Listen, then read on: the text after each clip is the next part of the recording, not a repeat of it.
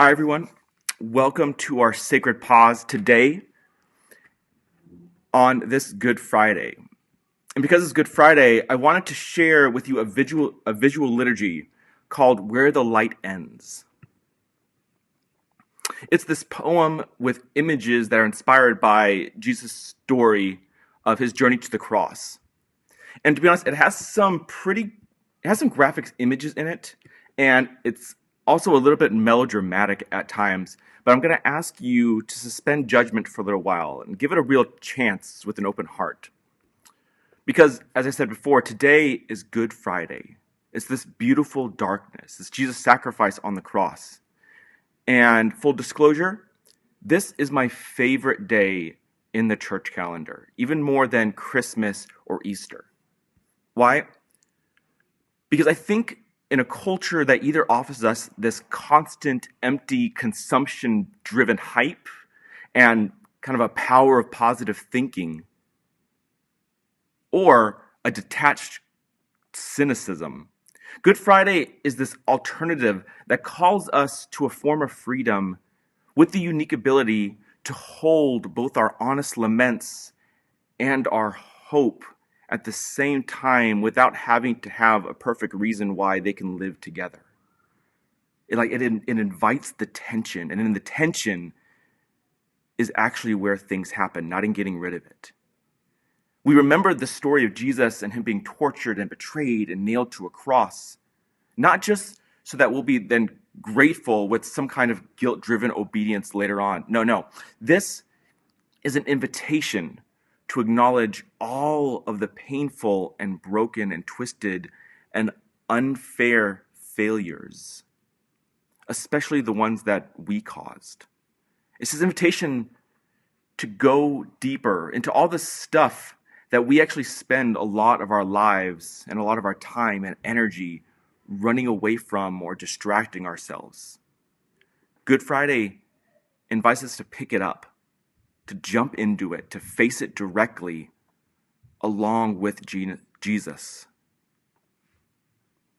Because without death, there isn't resurrection.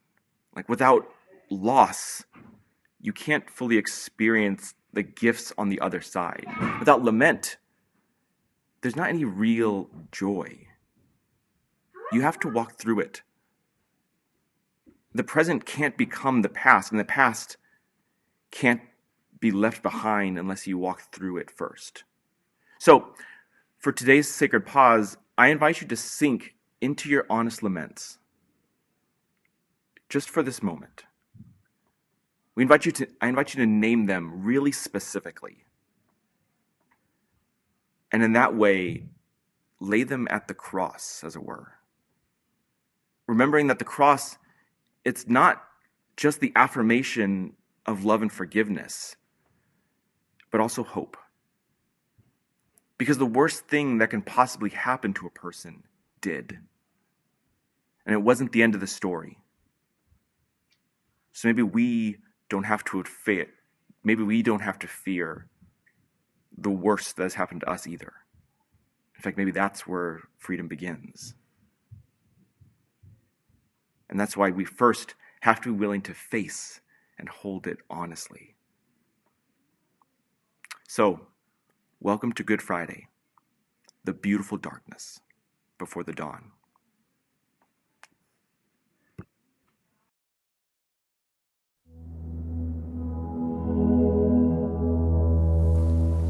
Clouds collide to come together, turning soft white into a dingy black.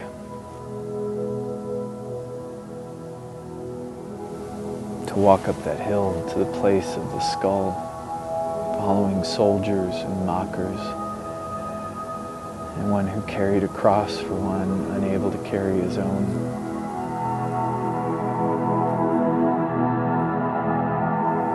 He was left to our own devices, to do with him as we wished, to tear him apart. Clothes of a king, scraps of humanity scattered to the wind. bits of flesh off his back. On this dark and dreary day, painted in a bruised purple. Surely God had forsaken him, left him here, cast out of the womb, from the warm garden of birth and taken from the mother's breast and given to this humanity?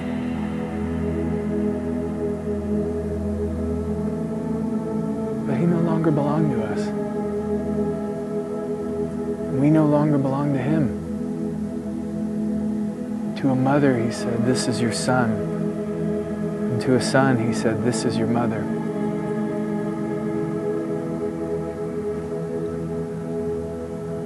And at this point, they each went their own way.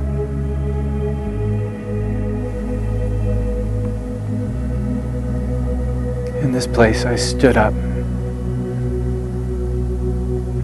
The shadow of these figures pressed against the sky, like paper men cut out by scissors. And I saw myself as them. And all the moments of rejection, the stones thrown out from the quarry, polished in the pain and the suffering. My own cross was too heavy to carry. The weight of my regret and loss pressed heavy upon my chest. The anxiety of wanting to make something more of myself was almost too much to bear. All of my work was a waste. All of my dreams nailed upon that tree.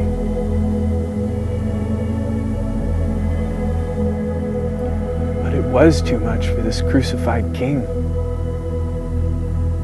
who was made a victim for all of our crimes,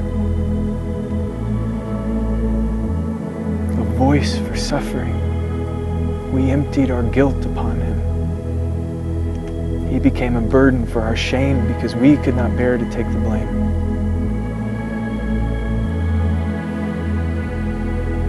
Because we had rejected God's gift of goodness. Looking up, Jesus cried out to God.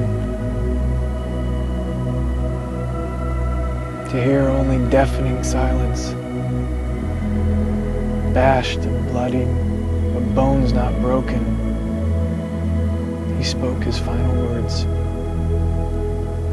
It is finished. Completed. It was all he could do for us.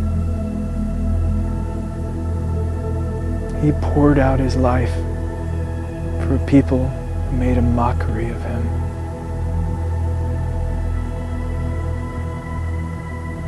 And he hung his head.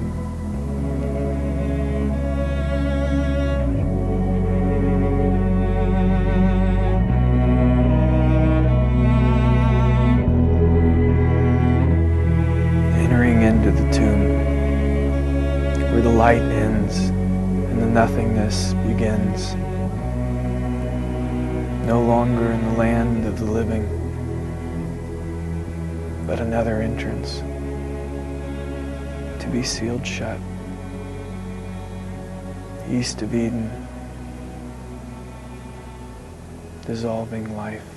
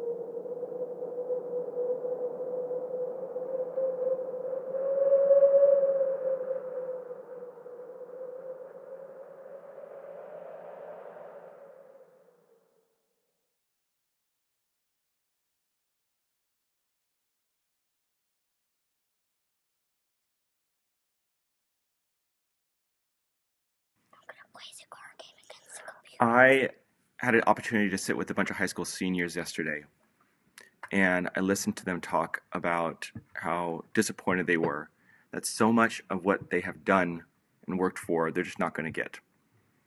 I have friends who have lost their jobs, and there's nothing they can do about that. And they don't know what the future will hold or what the retirement will mean. I have put, I think, way too much stake in what I produce or what people think of me. And being here, I haven't been able to do the things that make me do that, and it's made me mad. And I've yelled at my kids too much, and I have been less understanding to my wife than I should have been. We have to acknowledge the dark parts if we're going to really experience or know which hope to move into. There has to be dark before the dawn. Good Friday is a gift. May you enter into it with full honesty, with all your confession and all your lament, so that Easter can mean something real. Amen. Amen. I'm going to leave you again with a bit of darkness here on the screen. I invite you just to sit as long as you need in the silence in order for those honest things to bubble up for you again. And may you sit in all of it with grace, no judgment, because we are not judged. Amen. And I will see you. Oh, also, the other thing, on the Steakhouse Presbyterian Church, we created a Good Friday service using lots of different people, visual means. You are invited to go and take a look at that anytime today. It's a chance to both sink into the story more and to worship in amongst it with others. I'll put a link to that in the description. Grace and peace. Grace and peace. I'll see you soon. Bye. Can I play the card?